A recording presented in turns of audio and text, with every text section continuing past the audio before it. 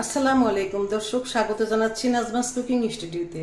দর্শক, আমি আজকে আপনাদের 1 কাপ দুধ চা তৈরি করে দেখাবো। খুবই সহজ এবং দারুণ ইয়াম্মি একটি রেসিপি নিয়ে হাজির হলাম। তার জন্য আমি এখানে এই ধরনের একটা কাপ মেপে 1 কাপ পানি নিয়ে নিলাম। এখন চুলাটা জ্বালিয়ে দিব। পানিটা যখন হালকা গরম হয়ে যাবে তখন আমি একদম ভর্তি করে 1 টেবিল চামচ গুঁড়া দুধ দিয়ে দিচ্ছি। দুধটা নেড়ে চেড়ে একটু মেল্ট করে নিব।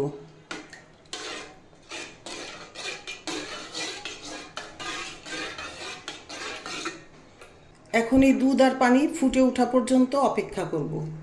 দুধ আর পানিটা ফুটে ওঠার আগে আমি এর ভিতরে চিনি দিয়ে দিব। আমি আমার টেস্ট অনুযায়ী চিনি দেব, আপনারা আপনাদের টেস্ট অনুযায়ী চিনি দিয়ে নেবেন। আমি এই পুরো 1 চা চামচের মতোই চিনি দিয়ে দিলাম, কারণ এটুকুতেই আমার যথেষ্ট। এবার 2 মিনিট সময় বেশ ভালোভাবে জ্বালিয়ে নিব।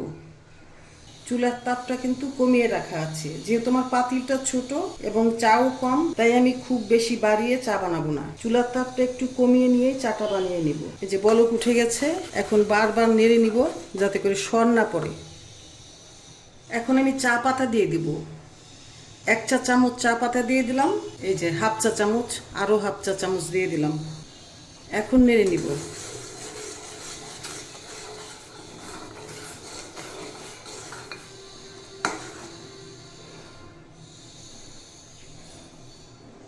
এখন আমি 1 মিনিট সময় চাটা জ্বালিয়ে নিব। চায়ের পাতা দেওয়ার পরে 1 মিনিট সময় খুব ভালোভাবে ফুটিয়ে নিলেই আমার চাটা হয়ে যাবে।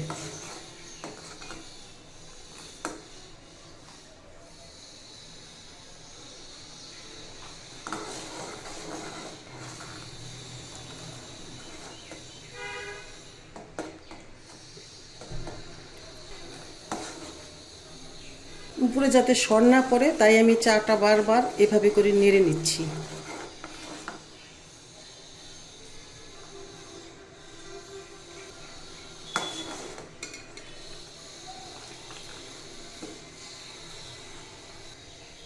দেখছেন চায়ের রংটা কত সুন্দর ইয়াম্মি হয়েছে।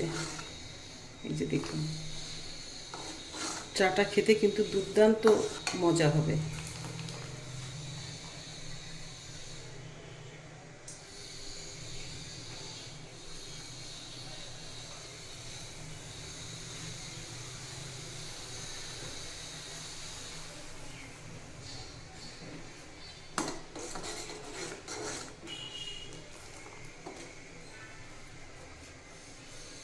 এখন চুলা থেকে চাটা নামিয়ে আমি ঢেলে নিব।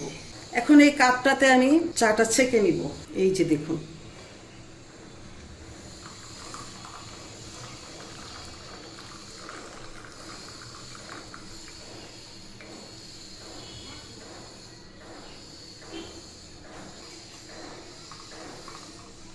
চায়ের মধ্যে সর পড়ার জন্য আমার এই চাটা ছেঁকে নিতে প্রবলেম হচ্ছে। সমস্যা নাই, আমি এইভাবে করে নিলাম। এখন আমি সরটা ফেলে দিয়ে বাকিটুকু আমি ছেঁকে নিব। এই যে তৈরি হয়ে গেল আমার 1 কাপ চা। দর্শক, আজকের আমার এই দুধ চায়ের রেসিপিটি যদি আপনার ভালো লাগে, তাহলে ভিডিওতে একটি লাইক দিয়ে কমেন্ট সেকশনে কমেন্ট করার জন্য অনুরোধ রইল। আর ভিডিওটি শেয়ার করার জন্য অনুরোধ রইল আপনার ফ্রেন্ডস অ্যান্ড ফ্যামিলির মাঝে। এত সময় আমার পাশে থাকার জন্য আপনাকে অসংখ্য অসংখ্য ধন্যবাদ। ভালো থাকুন, সুস্থ থাকুন, নিরাপদে থাকুন, এ কামনায় আল্লাহ হাফেজ।